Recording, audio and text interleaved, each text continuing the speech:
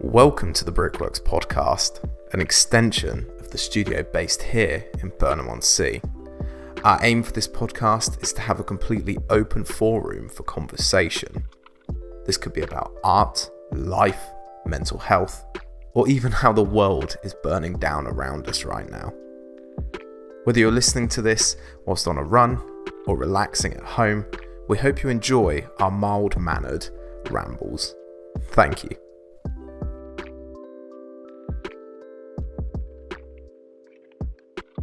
It's the 3 months of January, isn't it? Oh mate, New Year. New Year is, I don't know about you, but like I find New Year is like always the worst time of year, because like January, February is always just like a fucking shit show, because you're just constant, like you have that New Year's blues and all of that, and then you're like, oh, what am I going to do with this year? And you just, like the first 2 months are you like planning of something to do, and it's like impossible to plan right now. And then it never happens at the end of the year. Yeah, definitely. Like, we'll do it next year instead, yeah. It's always the case. Do you want to just like shimmy the microphone a little bit closer to you? Oh. All right. It's a bit better. Don't worry, man. I remember like my first podcast, I was like, what do I do? How do I do it? Yeah, like, I have a clue what I'm doing. Honestly, well, I think my first like podcast that I did was like via Skype, like it was like Faces for the Future, like way back in the first lockdown, which feels like it was, well, it's nearly a year ago now. Yeah, well, we would have been in lockdown a year in March, for me, end of March. Fucking what the hell is going on? You know what I mean, man? The fact that we're almost a year into this. We were looking at photos the other day of like pictures we'd taken with family and stuff, because we did like a 4 generation of with my granddad holding my little one and my dad. Nice. And that. And just looking back and thinking like that wasn't. It doesn't feel like it was that long ago. Yeah. But when you look at it, it's like that's a year ago, and we've been in lockdown a year. Yeah. It's just insane. We've been in and out like different restrictions for a year. Yeah. I think that's like part of, I don't know about you, but like half the battle has just been this like pogo stick of different fucking restrictions that we've had. I mean, the first one, like everyone was a bit like, this is serious, like never happened before, you know. And now like it's meant to be the same sort of lockdown. Everyone's just a bit like, oh, do you know what? Been here before. Yeah, totally. And I think like people's frustrations are just like, fuck it, I'm done. You know what I mean? Yeah, like, I get that. Did you see in London that there was a party, like a wedding of 154 people got broken? A friend, like somebody sent me a link to it. I was like, that just shows how frustrated people are. You know what I mean? Yeah. Like they're just like, fuck it, we'll just invite 150 people into a hall. I saw the thing in Hyde Park as well. Oh all yeah. the snowball fights and stuff. Yeah. I get it. Like snow. Yeah. Do you know what I mean? Like everyone's gonna go out and play in the snow. Totally. But I think like just I don't know about you, but this whole thing has just got me like super frustrated about just like general life at the moment. You know what I mean? Like it's just, especially when you run a business. Like, no, it's not. I mean, it's not easy, is it? You got to try and make, you know, got to try and change things up and still try to make money out of it. Yeah. Yeah, I mean, I obviously started my business in lockdown, first lockdown. So, you know, looking at it like that, you know, I should have been able to keep my business going, but because my business took a different direction and made more money in other ways, then I followed that. And you know, you think you're coming out of lockdown, end up back in it. So that's quite a ballsy move, man, to start a business in lockdown as well. Yeah, I think there's quite a few people who've done it though. Because obviously I work with a load of other businesses, and everyone seems to be, you know, I want the stay-at-home life. I want to be able to work from home, and totally. That's definitely. I mean, I wouldn't go back now. I couldn't. It's weird, isn't it? You get to that point where you start something. Like I think, like my last like regular air quotations paid job was like cost cutter in like Breen Unity. Like early 2018, I think it was. I worked the whole season there. Don't get me wrong, it was jokes. I don't know if you've ever worked on caravan parks. In, the Seagull Inn in Breen. Yeah. Literally, it's something else, isn't it? Oh mate, it's like this little mini cult, isn't it? Like you work on you work on a caravan park or something. You're part of this cult, and everybody knows everyone. It's really weird, but it's like you see people come from like where you've been in school. Like, oh, I know you. Yeah. I was there for years. How long were you there? about 5 or 6 years. Like, obviously it's only seasonal, but I was jumping back and forth between that and bespoke manufacturing, and which is like obviously where I learnt to do what I do. But yeah, literally looking back at it, I always you get stuck, I think, and you're like, I don't want to, you know, I love this life, I'm with all my mates, you know, this is the perfect life, and you have to sort of look beyond that, because having a seasonal job is not, you know, you need a full-time job, really, don't you? Yeah, totally. Whether it's working for yourself or whatever, but yeah, it's 80 hours a week type thing. I think the thing with it is, like, when you're like, because both of us have been in Burnham. Well, I've been here since I was like, you know, a wee lad. Are you born? No, it was, when did I get here? 2007. Oh, okay. I think so. I was in year 8. Yeah. In school, yeah. Oh, so yeah, still a kid. Yeah, it's fair amount of time, yeah. 100%. And it's weird because, like, when you grow up in like a seaside town, you naturally get like a seasonal job, like when you're like 16, 17, 18. And it's like, it's so jokes working on caravan parks and like seasonal bars and stuff like that. But then when you hit to like 21, 22 and you're still sort of doing that stuff, you're like, what am I doing? Like all of that shit starts coming up, you know what I mean? But the problem is, like, you look at the other options is like a 9 to 5. Totally. Whereas this option, all right, you know, you don't really have a summer, but you're spending the summer with most of your friends anyway. Yeah, and you're getting paid like, there. Yeah, and you're getting paid to do it. It's like, and you get the busy periods, but you also get the slow periods, and you take both as you can, and you know, you're getting paid a good chunk of money. You're not being able to spend it because you're there most of the time. Yeah, totally. And then over winter, you don't really have to work because you've got all this money. Yeah, you can just chill and do your own thing. Yeah, 100%. But yeah, no, I mean, realistically, the 9 till 5 work, loads of people do it, and it is, you know, it's, what's the word? It escapes me. It's just. I think the thing with like a 9. Explain it. It's just. Yeah. I think the thing with like a 9 to 5 is, like, if you like consistency, you know what I mean, like a consistent income, consistent hours, etc. Like, then that's the thing to do. Yeah, but I think, like, it's just like living on auto, isn't it? Yeah, 100%. You get up, you know, you get up at 7:30, 8, whatever, go to work, etc., etc. And I have no like personal qualms with it in any ways, because like there is something quite attractive about having like a 9 to 5 in a way, having that consistency. But then, you know, starting your own businesses. I've always been like a photographer, as we've spoke about in the past. I've always done it since I was like 16 or whatever. So I've always sort of understood the idea of working for myself. Like, my parents have worked for themselves for like the better part of 35 years now, running their own business. So it's always been like inspired me to do like my own thing and like make something happen for myself. And it's really interesting actually, because you're not the first person that I'd spoken to that said that they've started something new during the lockdown. It's like, I think it's because, stop me if I'm wrong in some capacity, but like, I think like the lockdown made a lot of people realize that they weren't overly happy with the lives that they were living in that moment, and they wanted to like potentially go and explore other avenues. I think everyone's sort of like, everyone's got a hobby or something that's in the back of their mind that they're like, yeah, you know, I could do this every day. Yeah. But they don't think about it as a job. They don't think, oh, I can get money from it, or, you know, things like that. They just think, oh, I like doing it.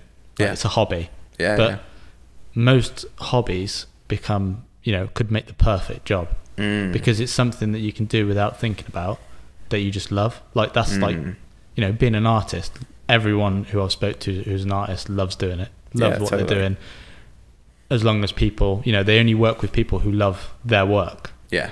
Like, you wouldn't, you know, you get criticism and things like that, but, you know, it's how you deal with the criticism, and depending on who the criticism's coming from, more so than anything. Like, if it's coming from someone who's just like jealous, then it's a bit like, all right, you know, I'll take it as a compliment. If it's coming from someone who's like, you know, a really good artist, then you're like, you know, maybe you look up to them and they're giving you criticism, then you've got to look at that and think, okay, well, maybe I do need to change this aspect, or look at it a little bit different. Yeah. Because, you know, people are experienced, you know, you don't, if someone gives you a criticism like that, you don't pass it off. Yeah, criticism's a weird one, especially if it's like I think there's a really fine line between constructive criticism and just criticism. It's like, and like speaking from like an artistic perspective, it's hard because you put your soul and your body and your mind into like a piece or a series of images, whatever it is one might create. And then to get criticism, it's really hard to like learn to take it and sort of actually take it on and understand that they're not just trying to be a dick, they're actually trying to help in some capacity. It's like, but then there's a very fine line between somebody just shooting your work down and then somebody actually trying to help build a new perspective. Yeah, no, definitely. You know what I mean? And it's like, especially when you're doing something new as well, like when you're, you know, challenging your own sort of perspective and your own passion and your own creation, like you're making yourself quite vulnerable. Like as an artist, we're quite vulnerable people, you know, we're putting ourselves out into the world, especially now through social media. It's like every day we're putting ourselves in front of fucking 100 to 100,000 people or whatever every day, and it's like there's a lot of vulnerability that comes with that, and it's like I think it's a very fine line and a very like you're almost walking this tightrope in a way. It's quite a strange thing actually. I mean, personally, my wife's my best critic. She'll be honest. Do you know what I mean?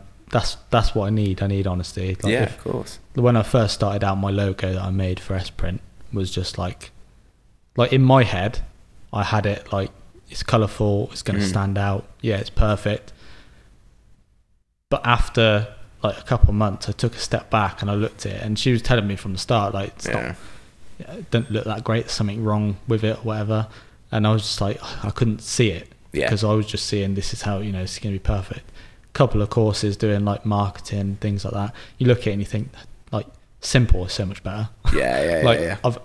I've done so much to this. Like if I wanted to, I don't know, let's say make it out of vinyl or something, I've got to cut so many different colours just to make like a sign or whatever. I've got to cut one colour now.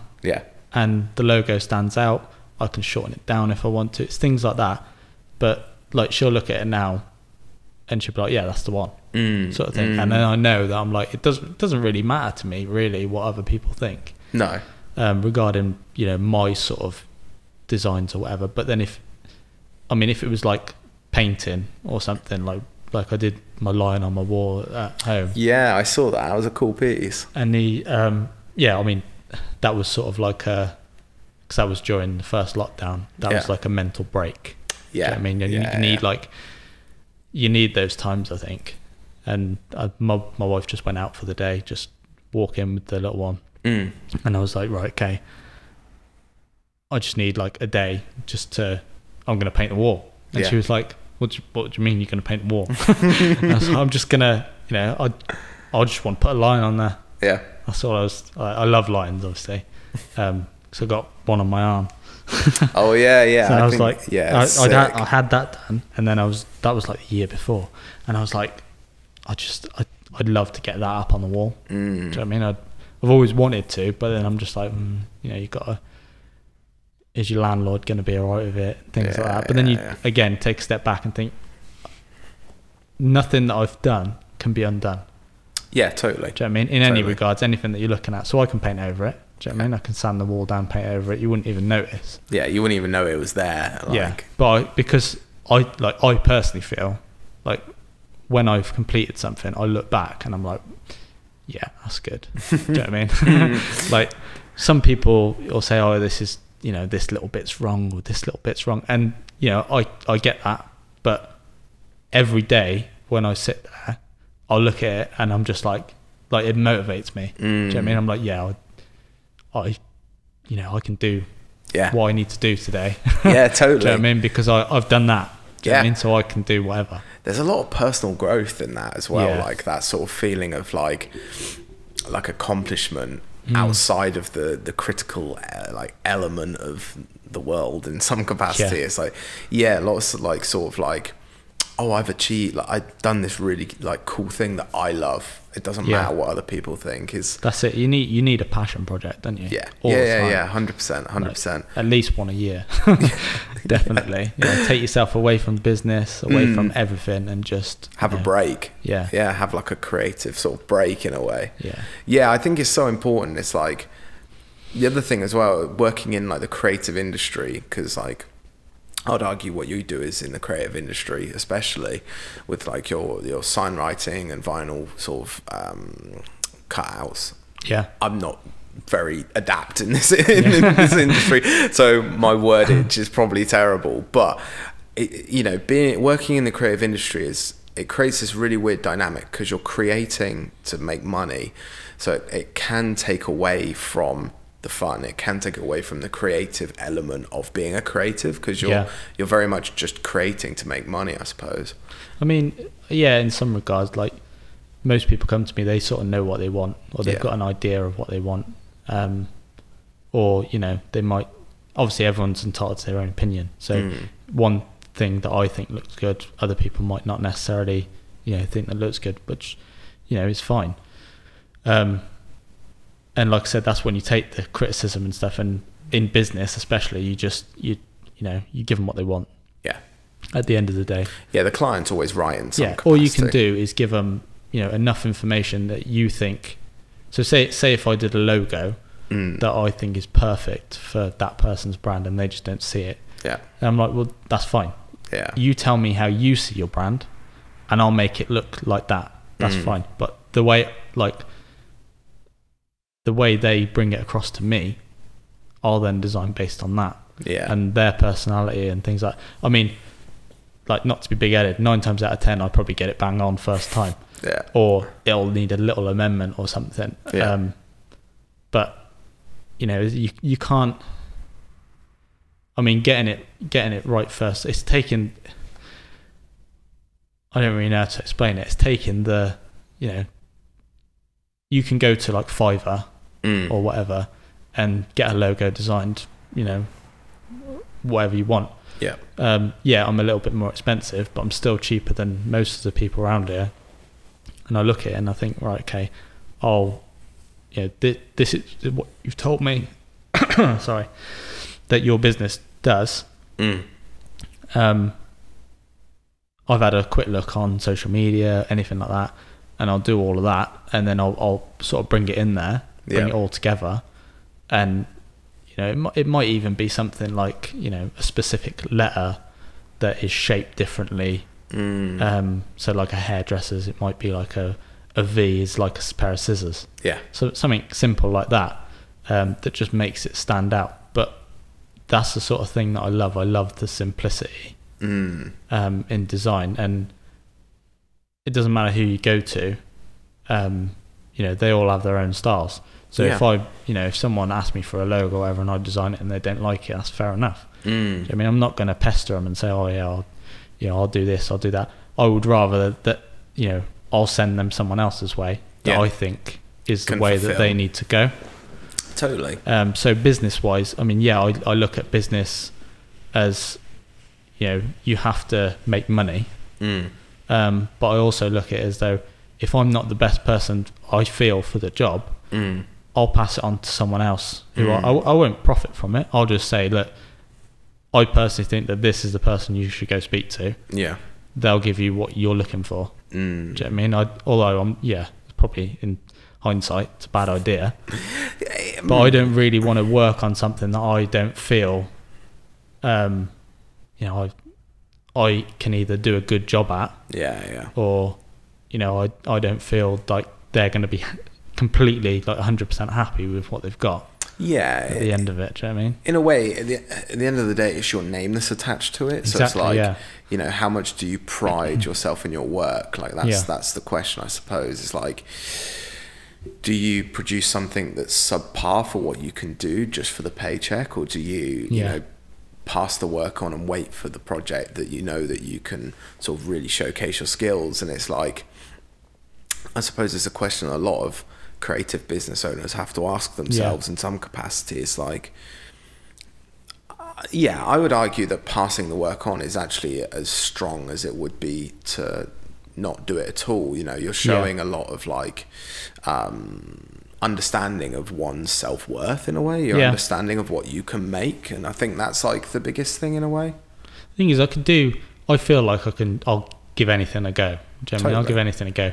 But, you know, if I don't know, someone comes up to me and says, I need a website or whatever I know that I can't really do a website. Like, I've done my own, but I don't feel like I could design the website. That's fine. I could do that. But regards to, you know, getting things like being found on Google, and that just blows my mind. I'm like, don't have a clue what I'm talking about there. You need to go and see this person. Do you know what I mean? And it's things like that, you know, I would love to be able to do everything, like a jack of all trades sort of thing, but you have to limit yourself, don't you? You have to, you know, you have to bring it in. Yeah, otherwise you end up just going down the rabbit hole of so many different like ventures, and then you end up never focusing on one thing. Like, I've already started, to be honest. Well, we did talk about websites the other day, we did, and I was like, Steve, man. But I think that's part of it, though. It's like you have to be adventurous in what you want to learn. It doesn't necessarily mean you need to put it into business or put it into practice. I think there's a lot to learn from just experimenting with different things. So like web design, you know, there's probably something that you've learned in that which then can transfer over to logo design in some capacity. And it's like there's always stuff to be pulled out of things. Like I've said before to, you know, friends of mine, other artists that are like, who just focus on their work and work that relates to it. So if they're a photographer, they only look at photographs, which I kind of disagree with in a way, because you can be inspired in so many different ways, whether that's looking at painting, illustration, etc., for being a photographer. And I suppose it's similar to yourself going down the rabbit hole per se of looking at web design and all these things. It's like you may not ever implement those into your business and what you do for a living, but by doing it, by going down those rabbit holes, you're learning new aspects that can feed back into your practice already. I mean, at the minute, I think the only reason, like I was sort of speaking about web design and stuff, is because that's something that I can do at home. Do you know what I mean? And in the current circumstances of everything that's going on with COVID, we don't really know where we're going to be this time next year. You know, we could still be in lockdown for all we know. So don't say that, Steve. But this is what I mean. If that you know happens, then the business needs to carry on. So, you know, even if I do a website and I don't necessarily, you know, enjoy doing it, but I can do it, then that's when it becomes, you know, I'm going to make money from it. So I'll do it, but then you bring your own thing back into it and think, well, I'll only do it if, you know, people like it like this. Do you know what I mean? Like this style, or, you know, as long as, so in other words, if I've made the logo, then there's more of a chance of me making the website sort of thing and doing it that way, because the branding's there. 100%. And I think it's so important to be like adaptable right now, like you know, even outside of the creative world, like just being able to adapt to the scenarios that we keep finding ourselves in and the changing of it. You know, as you jokingly said, I bloody well hope we're not. We could be in another lockdown this time next year I mean, I hope we're not as well. You know, I'd rather, you know, things go back to normal, because, you know, for everyone who started a business in lockdown, like if you've managed to keep your business going in lockdown, then there's going to be some big profits for you once we're out. That's the way I see it. Totally, because you've built up that audience base. You've built up that. Even if you haven't built up an audience base, but, you know, you're still plodding along, and, you know, the business is still making you something, even if it's, you know, maybe like 50 quid a month or whatever. What's £50 now might be £500 once lockdown's gone. Totally. And once normality resumes in some way. Definitely. And it's interesting, like, because we were having this conversation before we came on the podcast, like adapting to new situations, and like with regards to the Brickworks and the situation we're finding ourselves in at the moment, it's like I've sort of came to that realization like last week during my fantastic downward spiral into a burnout, that we haven't adapted. We think we have, and we think we've changed, and our approach is different. But in the grand scheme of things, we haven't. So it's like there's almost that moment of realization of like, fuck, okay, we need to like figure out what we're doing. We need to sit down, readapt and rework. It's just about following the trend, isn't it? Really, in a way. In a way, yeah. You know, you always need to be what people want. Yeah. And I think it's a little bit different for us because we're not necessarily a business per se. You know, our profit margin isn't a profit. We're not looking at that. So it's like we're sort of gauging it more off of like community engagement and stuff like that, which is hard when there is no community and it's all on, the only community is all online. And there's another 50,000 other collectives and all of these other creative outlets. It's like, okay, how do we separate ourselves? How do we do something different? What are we doing? Like all of those questions start to arise again. But yeah, I think especially, you know, I don't know if yourself would say the same, but starting a business or anything like on your own in a small town is actually quite hard. Like I had this conversation with a few friends that have started businesses living in smaller towns, and it's like, not to go down the political route, but the backing for smaller businesses, it can be difficult. You know, we're lucky enough that we got a bit of funding from the council, which I'm very, you know, happy for this space. But it's really interesting because I've noticed a lot of like smaller businesses, especially younger startups, happening in Burnham recently. Like, and I know that you've worked with a few of them as well, and it's really like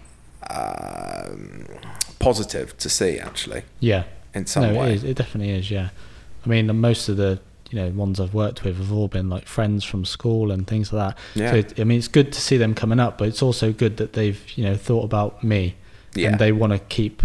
I mean, the way I see things is if I grow, I want to grow with my customers. Totally. So if we're all growing together, then that's perfect. And because most of my customers have been friends, that's where. I mean, that's the good part about starting a business. Is you'll always have those people coming to you, as long as you do a good job, obviously. Those people coming to you for that sort of thing. But it is difficult starting a business. I mean, it's difficult starting any business, isn't it? Because you always need recommendations, and that's the thing that, social media is good to get your name out there. But it's nothing if you haven't got people sharing your posts. And I mean, you might have saw the other day I did a thank you post to everyone who's been, sharing posts and things like that.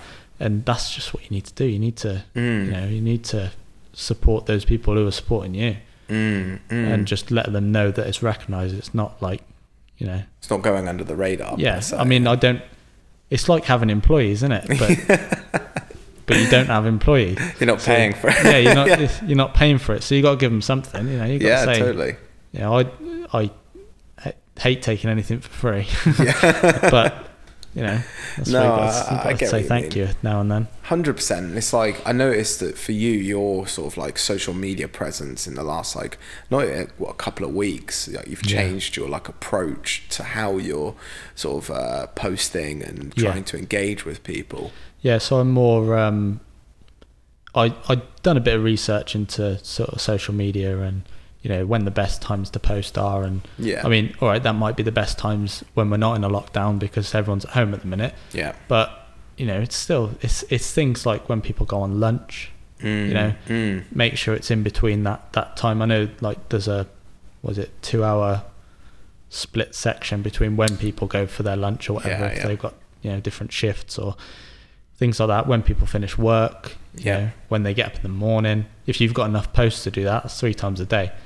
Midweek is the best time to be posting. So Tuesday, Wednesday, Thursday. Occasionally on a Sunday is good. You'd think the weekend, wouldn't you? I wonder why that is. Because I've never really done, surprisingly, a whole lot of looking into. I just look at my audience engagement on Instagram or whatever, because I'm sure yours is a business account as well, where you can see when your followers are most likely to be online, etc. That's all I've really looked at. I've never actually looked at the bigger scale, so that's really interesting to hear that midweek is a good time. I see it as though Monday people are at work, they don't really you feel like you've got a lot to do on a Monday. You don't really want to be there. No. So you might look at your newsfeed, but you probably won't look at it until, you might look at lunchtime, but you won't be interested in, say, buying a product or a service or anything like that. Tuesday, Wednesday, Thursday, it's sort of like you're on auto mode. Yeah. You're not part of the weekend anymore. No. Do you know what I mean? You're not enjoying your life or whatever, or whatever you do. I mean, you might enjoy your job and everything and enjoy your life anyway, but probably 80% of people, who just work a 9 to 5 are just ticking along.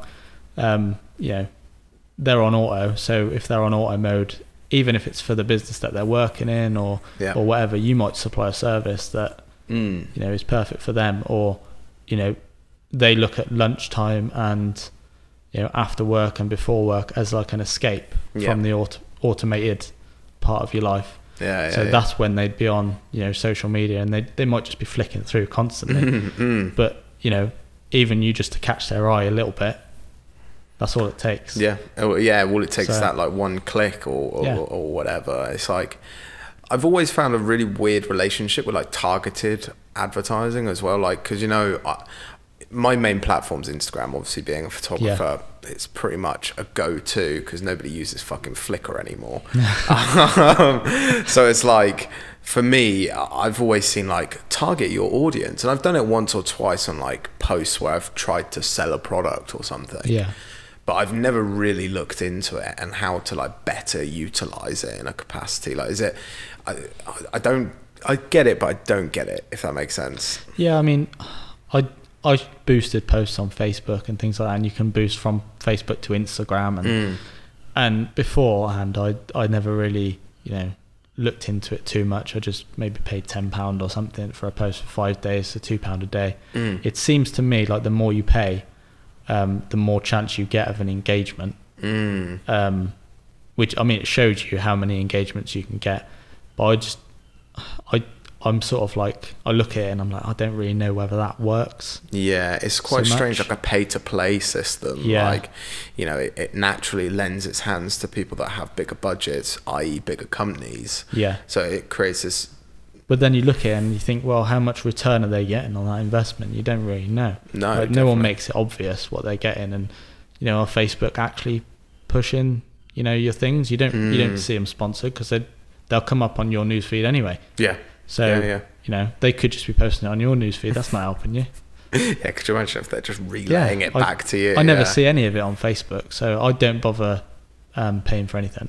Personally, on like ads wise or anything like that.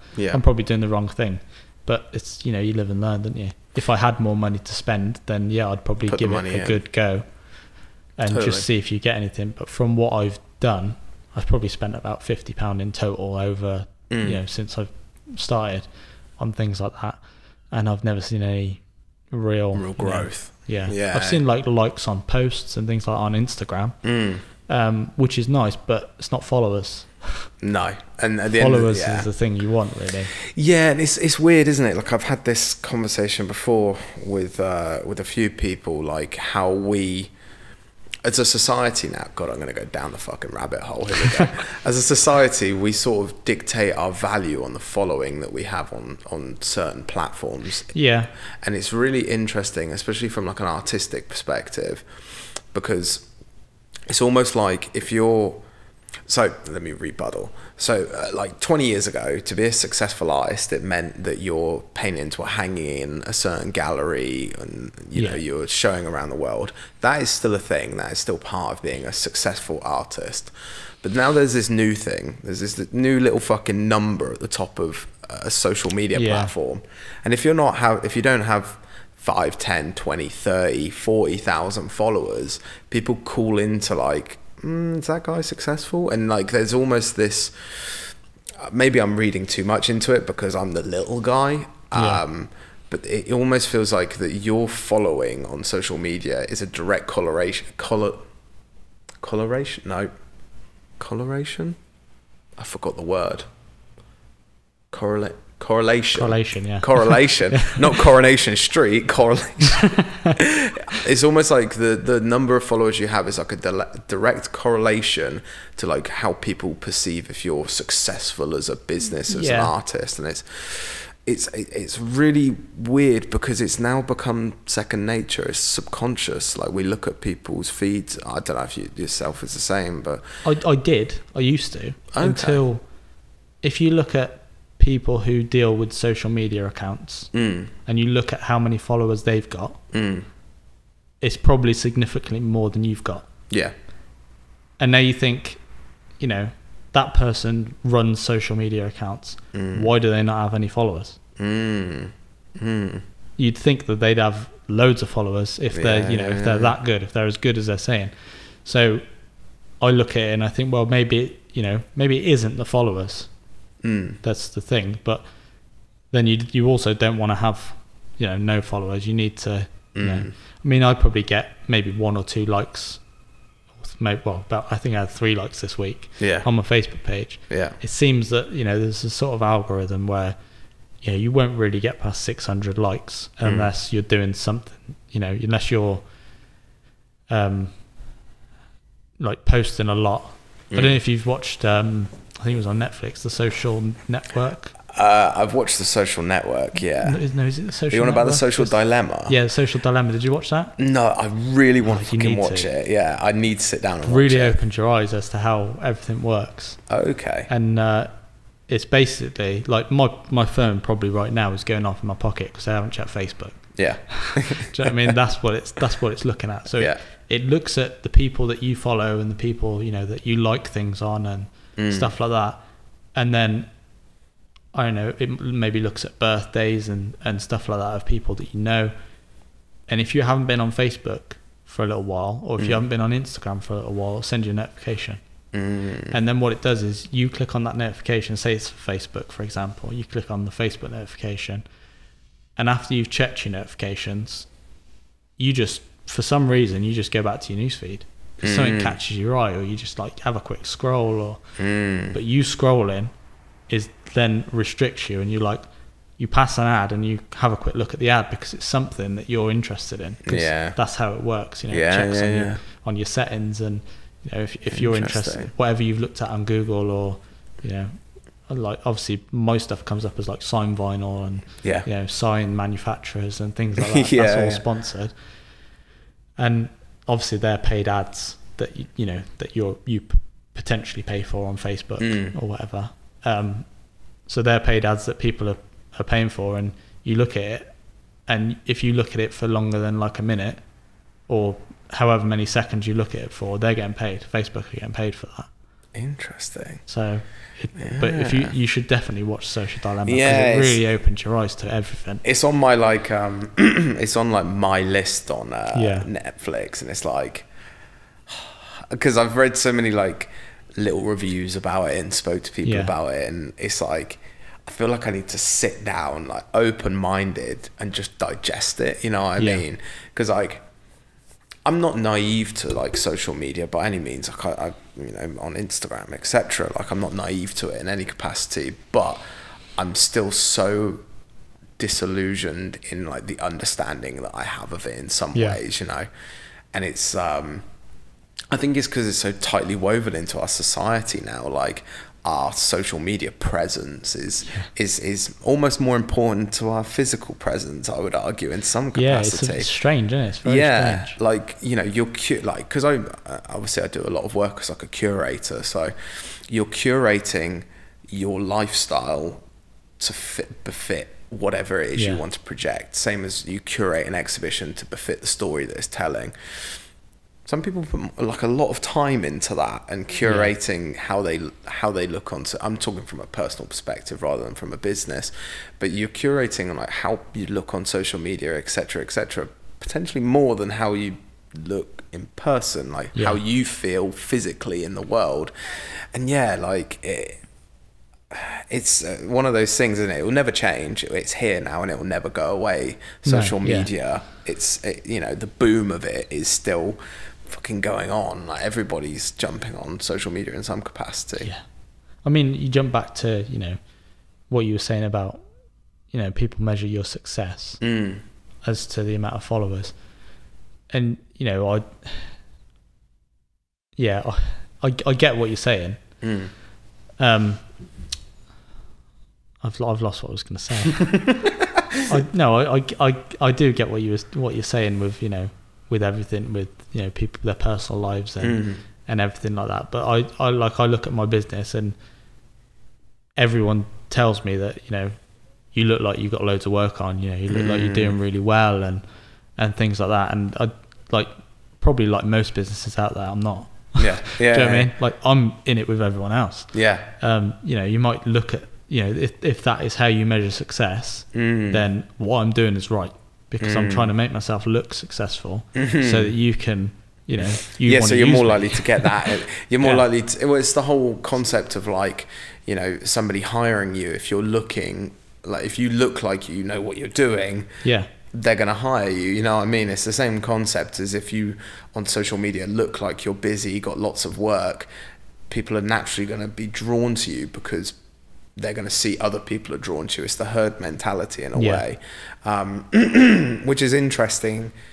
I didn't expect this podcast to go so deep into societal norms and stuff. It's interesting though, because it's part of why I love doing these podcasts, because you just fucking rabbit hole in all the time. But I think, like, the whole sort of social media thing and, like, it being so interwoven in our lives, it's like, I was just thinking then, like, the fact that it's called followers is, it goes into that herd mental. It's like a cult or a herd. Like, we're all fucking sheep in some way. So we're all following or followers, and it's like, fuck, why have I not seen that? You know what I mean? It's like, you start to have these, like, little moments where you're realizing these things, and it's like, I think especially from, like, a business perspective as well, like trying to build a brand. Social media is, it's such a vital part of it now. Like, there's no bullshit about it. There's no bullshit with regards to people saying, oh, you don't really need to be that present on social media. That was the case 10 years ago. Now you need to be there. Now you need to be on it. Like, you know, we were saying earlier how for yourself you're on, like, a schedule of, like, knowing what's going up on your social medias, etc. Like, you're posting. Like, you need to be on it. You know what I mean? You can't, if you're, especially from a business perspective, you need to be on what you're posting, like, fucking on, like, your engagements, and you're targeting your audience and all of this stuff, the hashtags, all of this stuff, you know what I mean?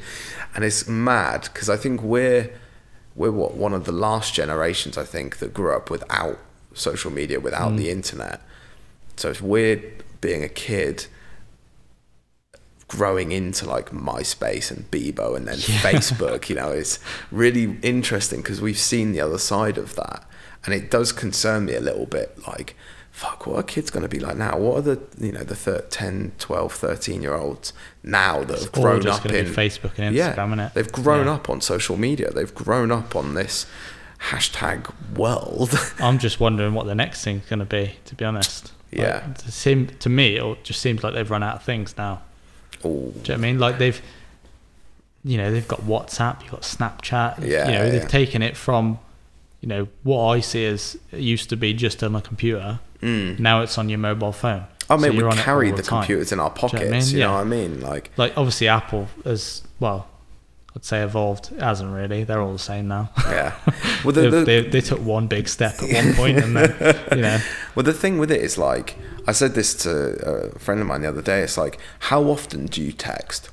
In the grand scheme of things, I don't. Never. But you pay for unlimited text. That's what I'm saying. It's like we're carrying around miniature computers. They're not even phones anymore in the grand scheme of things. They're literally computers with text. We're, like, sending, you know, messages to people. We're not texting anymore. I can't even remember the last time I sent, like, an actual, like, text message, not an iMessage, a text message. Fucking years ago, I think. Quite literally. Everyone's got an Apple product, which is sort of the way that things are going, really. I mean, you've got Android, and you've got, you know, those are the people who use the text services and things like that. But then, you know, you'd argue that Messenger is also sort of up there with the same thing.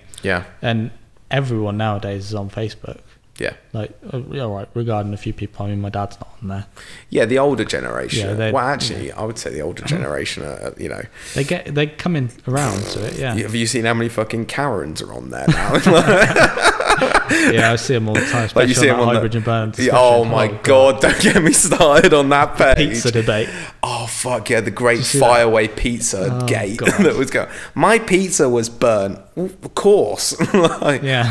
Fuck's sakes. I didn't expect it to go in that direction. Yeah, I just love the banner that comes with it. Mate, sometimes it's good for a laugh. If people, start making pizza puns, you got to jump on it. Oh yeah, 100%. Like it's all about the delivery, no pun intended. Yeah.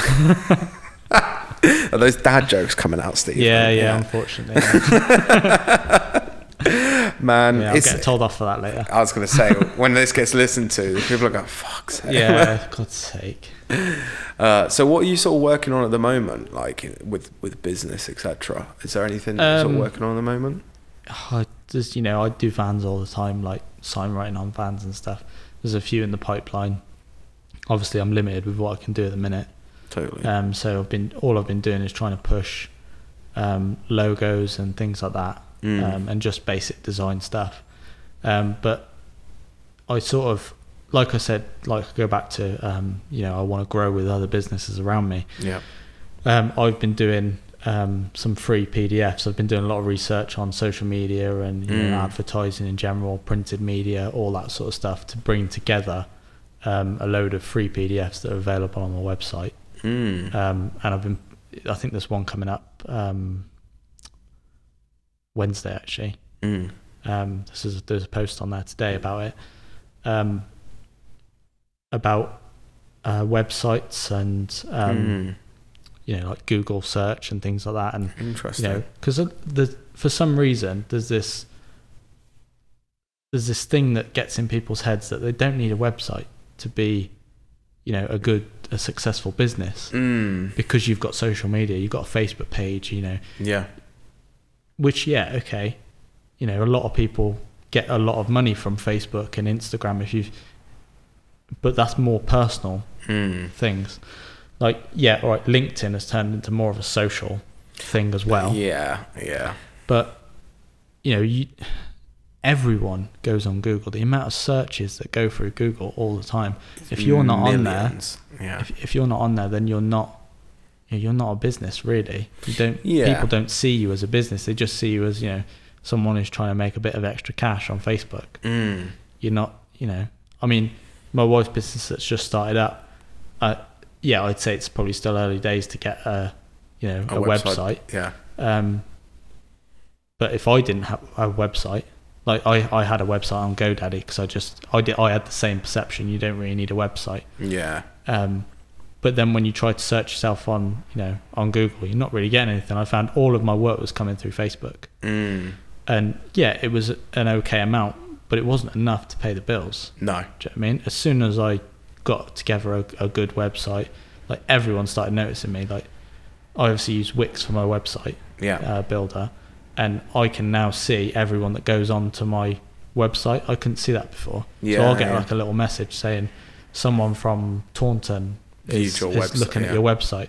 Because I've got a chat service on there, I can go on there, go to the person and say, hello, is there something I can help you with? Do you know what I mean? Just pop up, and that's like, oh yeah, actually I'm looking for this. Can you do this? Can you do that? And before I wouldn't have got that. If I didn't have a website, I wouldn't have got it. And I can also link that to my social accounts as well. Do you know what I mean? And save yourself a bit of time. Totally. So, I think it's really interesting because like, I think depending on the industry you work in, a website is key. I say that very lightly in the... I think, for me personally, I like having a website as an artist because it is very much just a portfolio if needs be. I can send it to, links to, ad agencies or whatever. But on the flip side of that, when it comes to, selling products, selling zines, for example, for me, the implementation of like the shop on Instagram and the implementation of the shop on Facebook has helped. It has created a different dynamic. And I don't mean like the marketplace on Facebook. That's just a really weird version of eBay. Like actually being able to advertise and put your products and be able to pay for it through the social media platform has changed the dynamic with regards to that side of things, like handmade, artist owned sort of backing, I suppose, in that way. But when it comes to like running a business where you're working with clientele, etc., I think a website is key, because you need a landing page. Yeah. I think you need a place where a client, potentially a big client, I don't know, a biscuit company, fuck it, just pull something off the top of my head, they're not necessarily going to go and check out your Facebook page or your Instagram. No. But like I said, like my dad isn't on Facebook. There's probably quite a few people that still aren't on Facebook. Yeah. Or Instagram for that matter. Yeah. And they'll be using Google search. You're picking, it's a select few. And you're paying. Oh, hello. Somebody's car parking's running out, I think. Yeah. I'll have to get moving. No worries, man. I didn't realise how long we've been talking for. Oh, mate, this is what happens though when you're podcasting. You sort of just like, you keep rolling. It's really good. I love it. But no, sorry, as you were saying. Yeah, I mean, all right, it's a select few that aren't on Facebook, but still, if I was looking for a service, or if I was looking for, I don't know, let's say, a local photographer, and I wouldn't necessarily look on Facebook, I don't think. I'd still go on Google. Yeah, totally. No, I see. Who's a local, photographer, and I mean, at the minute, it might come up as yourself. It might come up as Kylie's photography over the road. It might come up as whoever's got a website. I don't really know. I haven't checked. But or whoever hits the SEOs. Yeah, like for me personally, if someone types in graphic design, I want to be the first one on there. Yeah. Do you know what I mean, in this area. Yeah, totally. Because it'll always come up as the locals. Yeah. And if you can do that, then you're gonna beat those businesses that don't think the websites are, You got your finger on the pulse, Steven. I love it, man. So speaking of websites, where can everyone sort of find you then? It's S.Print CMYK. Cool. .co.uk. And your social medias are the same, I'm guessing. Yeah, they're the same. Yeah. Cool, man. I'll make sure they're all sort of like linked down below to anyone listening or watching this podcast. But no, I appreciate you coming on, man.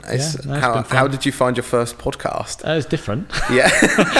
Yeah. It definitely went in a direction that I didn't expect. Oh, mate, I didn't expect us to go down to like societal shifts in social media and stuff. Like, God, that went deep real quick, eh? Yeah. That's it, though. But, mate, it's good though. I enjoy this sort of like dynamic, sitting down with people. It's like, because you can just get into it, you know what I mean? It's one of those things where when you get the ball rolling, get the snowball going, you end up going down these rabbit holes. And I can see why people end up podcasting for like 3-4 hours. Yeah. Like, because you could just keep going if you could, easily.